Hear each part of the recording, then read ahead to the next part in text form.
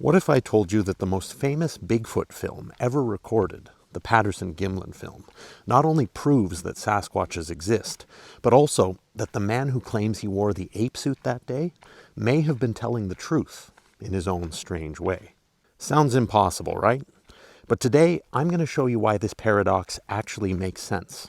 Stick with me, and by the end of this video, you'll see how the evidence stacks up to prove not only that the Patterson-Gimlin film is authentic, but that it's far more mysterious than many thought, myself included. Part 1. Setting the stage. Let's go back to the fall of 1967, Bluff Creek, in the Six Rivers National Forest of Northern California, long considered ground zero for Bigfoot reports.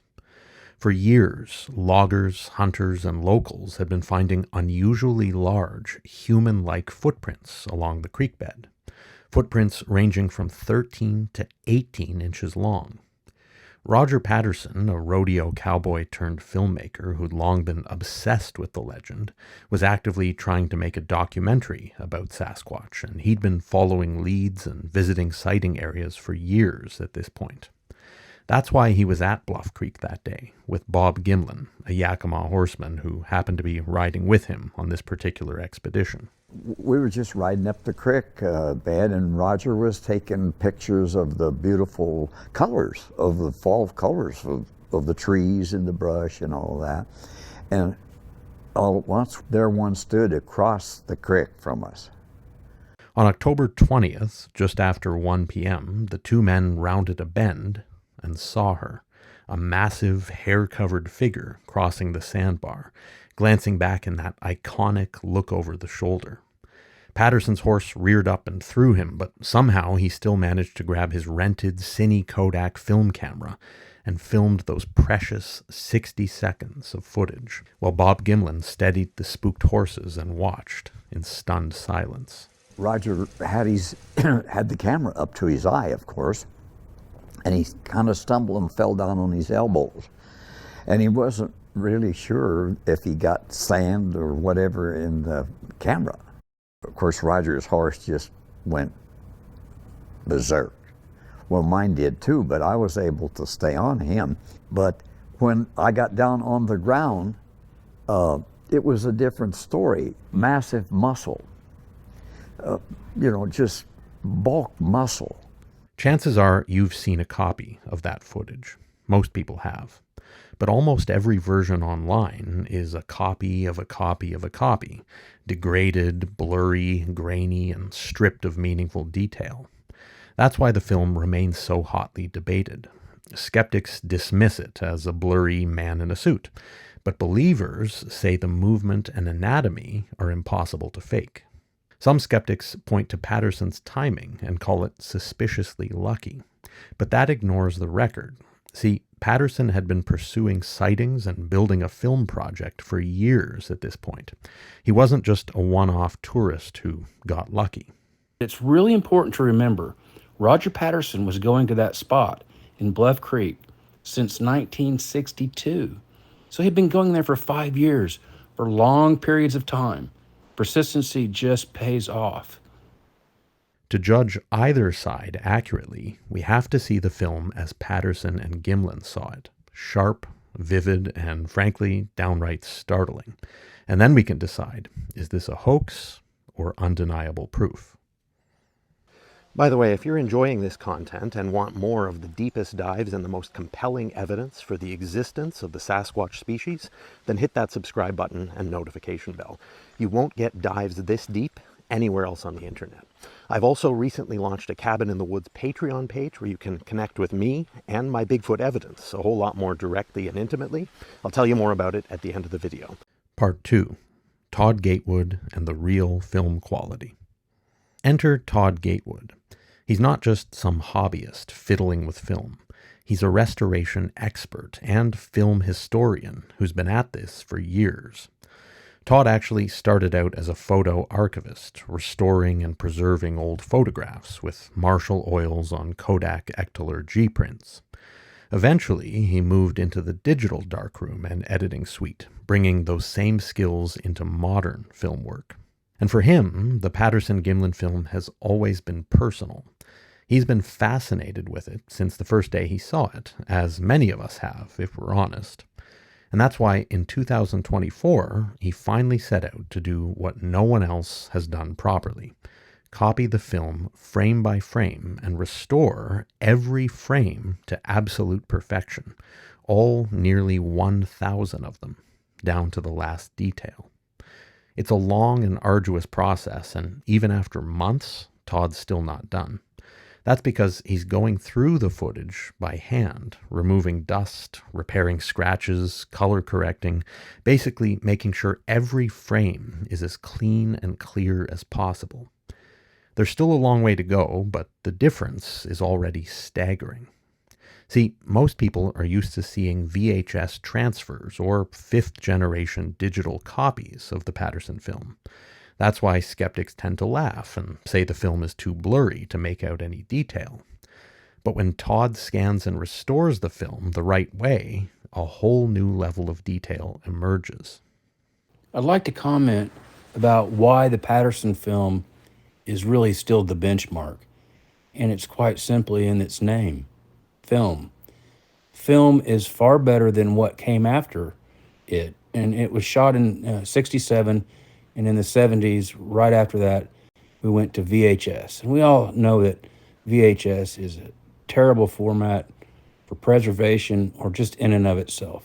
They don't shoot movies on VHS. Theatrical movies are still always shot on film. And every time you try to shoot digital, you can't zoom in. There's just nowhere to go. Whereas film, you can zoom in. There is somewhere to go still, and you can have clarity. Roger Patterson was a filmmaker, and he was skilled, and the film he has is beautiful. And I'm going to show the world all 1,000 or so frames of it that have never been seen like this before. Here's one example. This well-known portrait of Patty's face, Patty being the subject of the Patterson-Gimlin film, it's actually a zoomed-in version of frame 364 from the film. The version people see online is, again, a fifth-generation low-quality copy, but the original master film was photographed onto 4x5 large-format negatives, which hold incredible resolution. Back in the 1980s, Bruce Bonney at the University of Texas analyzed those large-format negatives and confirmed details right down to Patty's eyelashes. This is proof that Todd didn't draw in these details or use AI to generate them. They're simply what was originally captured by Roger Patterson's camera, but couldn't be seen prior to a full restoration with modern technology. That kind of clarity simply doesn't survive in the degraded copies most of us have been watching for decades. Now, if you're skeptical, I get it. You're likely thinking something like, yeah, sure, there's no way Todd could pull that level of detail from this old film. And I hear you. At first glance, it does seem very far-fetched. But here's the thing you need to understand. 16mm film from the 1960s, when scanned properly, actually reveals more detail than modern 4K video. That's why in Todd's restored frames, you're not just seeing a blurry figure.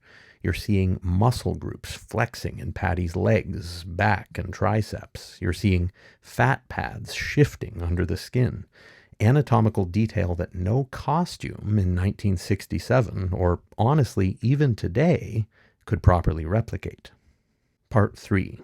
Bill Munns, Creature Effects and Patty's Anatomy. That brings us to Bill Munns. Bill spent decades in Hollywood creature effects, designing suits, makeup, and prosthetics. He knows exactly what could and couldn't be done in the 1960s in this field. And Bill's conclusion is clear. Patty is not a man in a suit. Here's why. One of them is the shape and size of the head. The human has a skull where the cranial vault, the top of the head, the skull, goes almost straight up from the brow ridge before it curves into the roundness of the skull. So we can't cut that off. We can't remove it.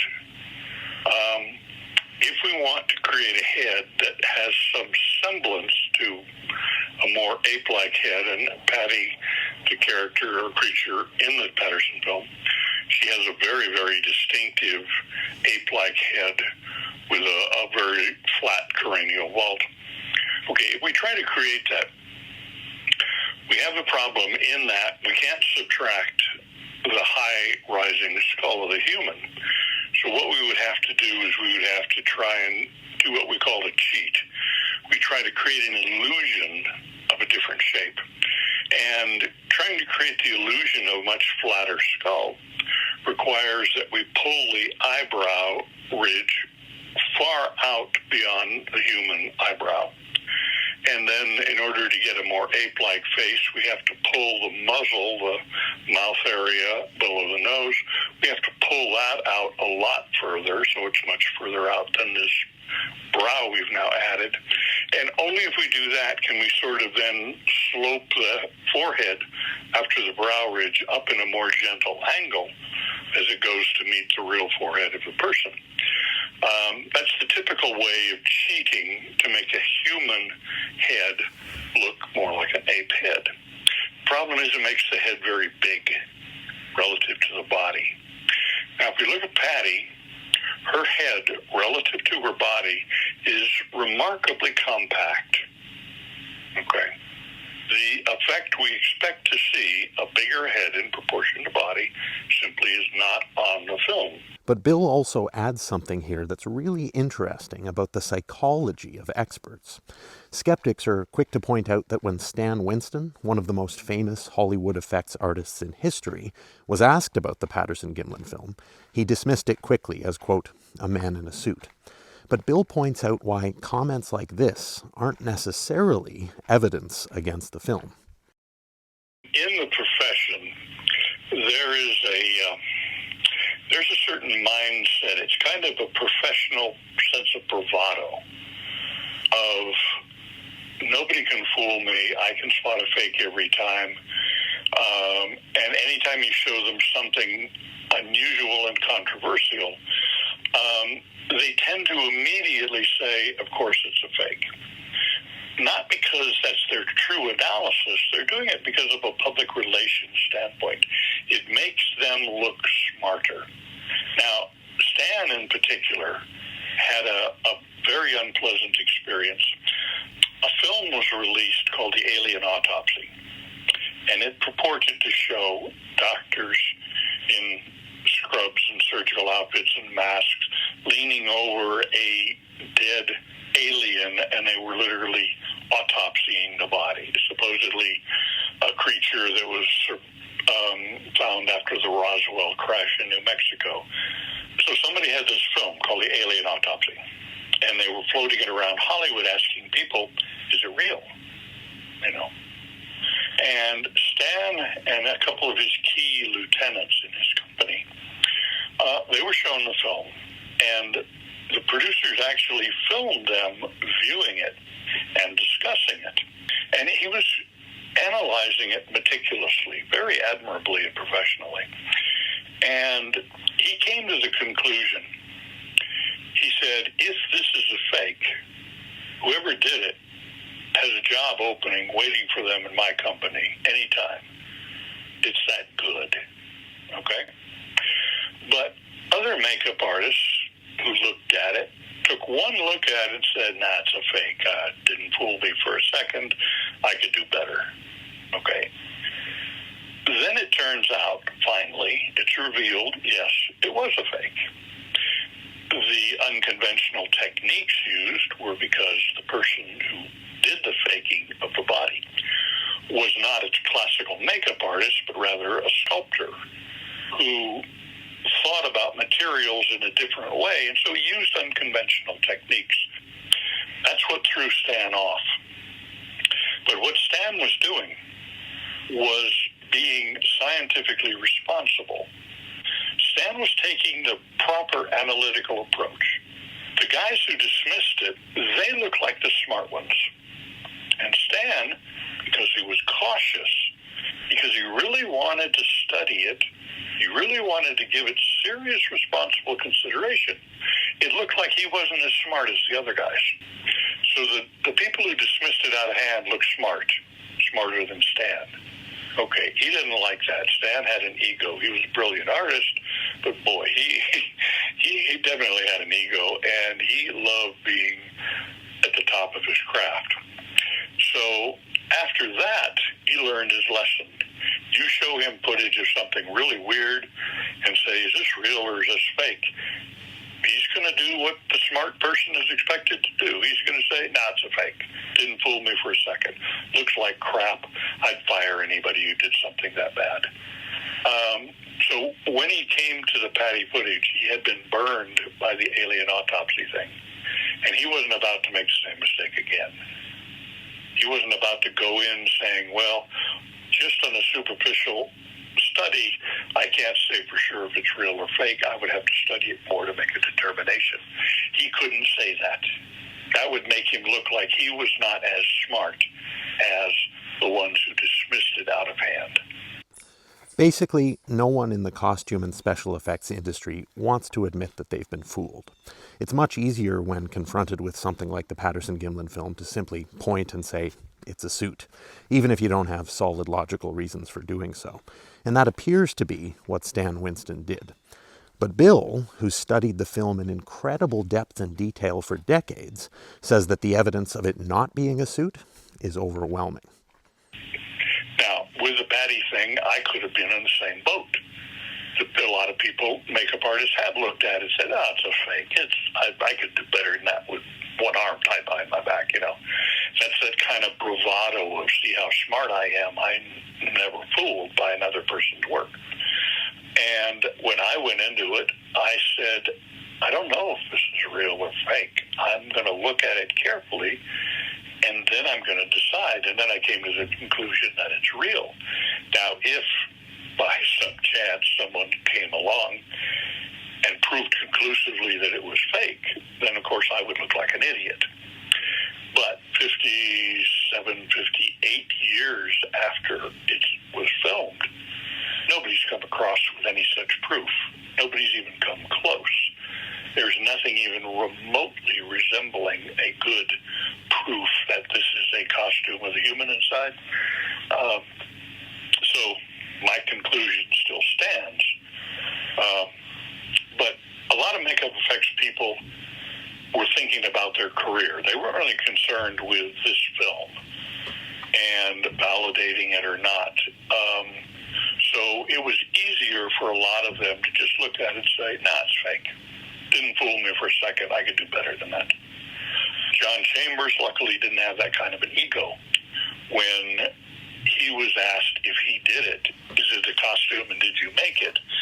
His response was, I'm good, but I'm not that good. So the people at the time actually were very realistic in appraising it. But a lot of the newer people looking at it in the 80s, the 90s, 2000s, they're caught up in this mentality of nobody can fool me. You know, I can spot a fake every time. So they don't really care whether it's real or not. They just care about looking good in the public. And they all know about what happened to Stan. He tried to do it right, and he was embarrassed because it turned out to be a fake. And he didn't pronounce it a fake instantly. That meant he wasn't as smart as the people who judged it fake right away.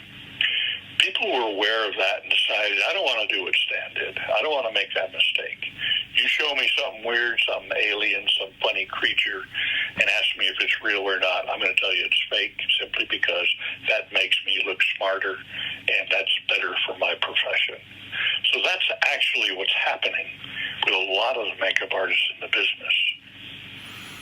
Well, that's certainly unfortunate that ego fuels these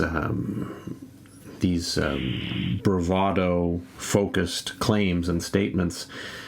Very few, from what I've seen, have taken the trouble to give it more than a passing glance, and obviously I don't think there's anyone besides yourself, Bill, who's gone to the incredible depths to analyze this that you have. But that makes a lot of sense. I had no idea that Stan had that embarrassing experience, but certainly ego can be a powerful force in making certain claims with confidence, even if the confidence isn't warranted or based on logical analysis.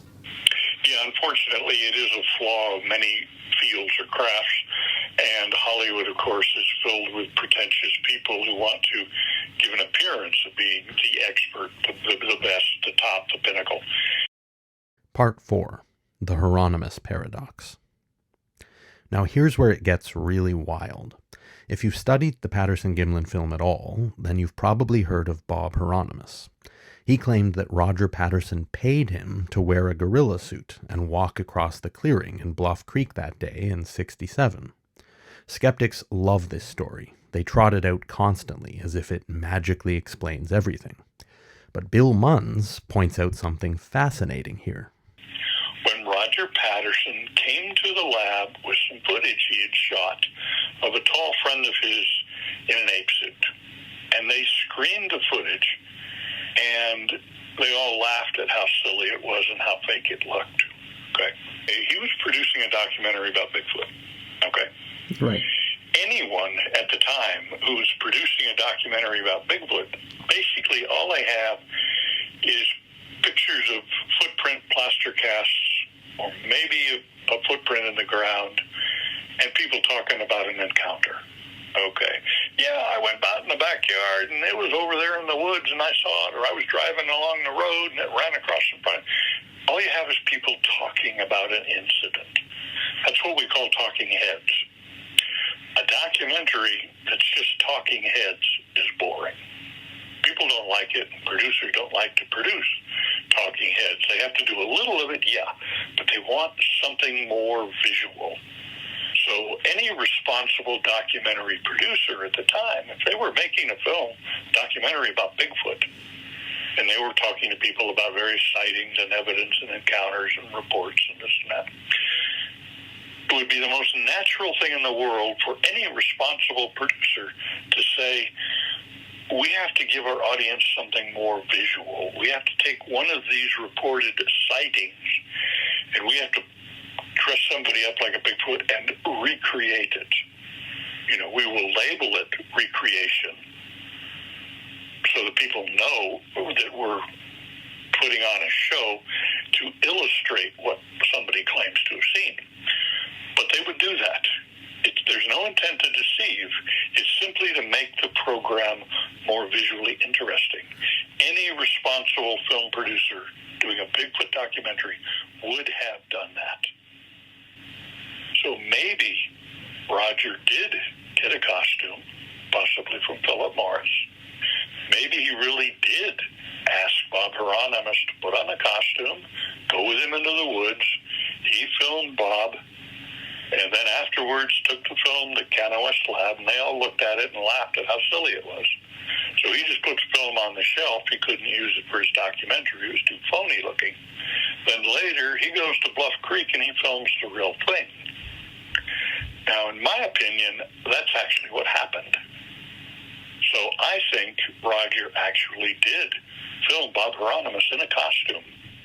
If this is true, Patterson would no doubt have been fully expecting that these staged scenes would look crude compared to anything real. So really, Heironimus could be both lying and telling the truth in a weird way, simply misidentifying which piece of footage he was actually in. This is fascinating because it fundamentally changes the meaning of Bob Heironimus's later claim. Decades after the fact, he sees the now famous Patterson-Gimlin film and thinks, hey, that's me. Now, according to Bill Munns, Bob's actually remembering a staged reel that Roger Patterson did shoot of Bob wearing an ape suit for Patterson's Sasquatch documentary. And then Heironimus is misidentifying the actual Patterson-Gimlin film shot later as that staged reel that he was in. So really, Heironimus could be both lying and telling the truth in a weird way, simply misidentifying which piece of footage he was actually in.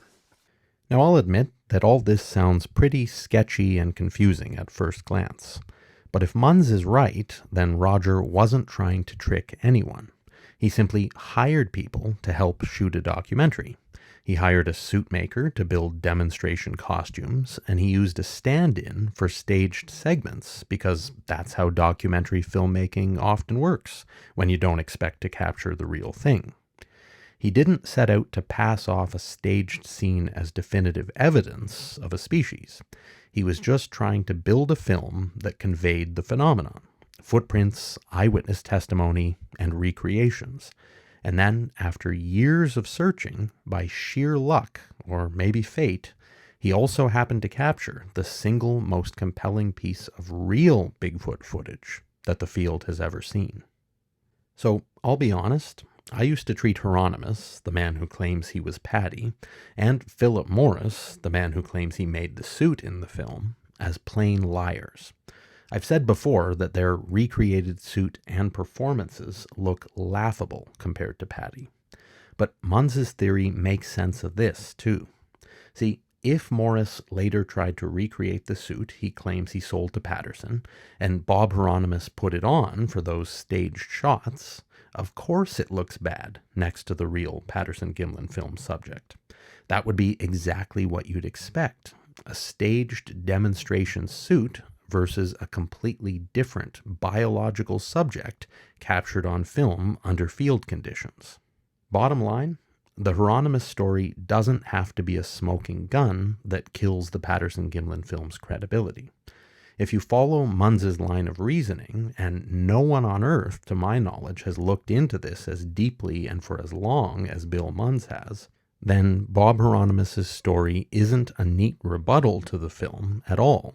It's a complication, one that actually fits with Patterson being a documentarian who used every tool at his disposal, and with the possibility that on one extraordinary day he captured something he never expected to on film. So that's the paradox. Skeptics have leaned on Heironimus for decades as proof that the Patterson-Gimlin film is fake, but what if Bob's memory actually corroborates Roger Patterson's fieldwork pattern? Part 5. Addressing skeptical claims. First of all, we've got the so-called deathbed confession. Roger Patterson unfortunately died of lymphoma just 5 years after capturing the Patterson-Gimlin film, and some people claim that he admitted on his deathbed that the film was fake. But the truth? That confession never happened. There's no record of it, no source, no evidence whatsoever. It's simply an unfounded myth that keeps getting repeated. Secondly, we've got the idea that someone in 1967 could have possibly built a costume this advanced with moving muscular anatomy and all the other details we've discussed. But really think about what you see in the film. Muscle flexion, fat layers shifting, natural arm swing, compliant gait, and even visible toes. Even today, special effects experts struggle to recreate that level of realism without CGI. And thirdly, skeptics have claimed that in the restored portrait frame 364, you can see this reflection of a bald man's head and face in Paddy's eye. But Todd Gatewood, who did the restoration, has addressed this claim directly.